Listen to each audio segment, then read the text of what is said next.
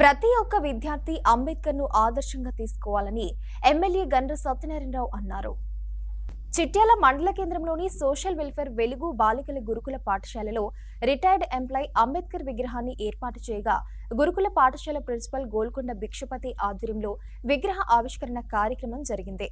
MLA Gandra Satyanarayana Rao ముఖ్య అతిథిగా హాజరై అంబేద్కర్ విగ్రహాన్ని ఆవిష్కరించారు. ప్రకారంగానే ఈరోజు రెసిడెన్షియల్ స్కూల్ పాఠశాల ఏర్పాటు చేయడం జరిగింది.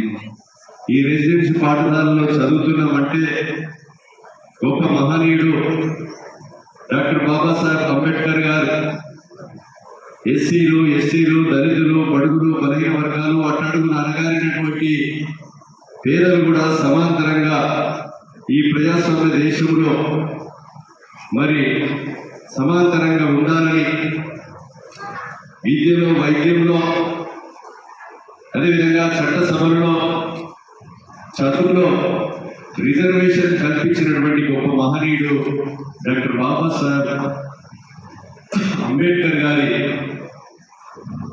ఈరోజు విగ్రహ దాతగా మన రిటైర్డ్ అయినటువంటి అధికారి డిడబ్ల్యూ గారు నేను పెడతానంటే పెట్టండి, మీ కార్యక్రమానికి మీ డేట్ ఇచ్చిన ప్రకారంగా వస్తామని చెప్పడం జరిగింది.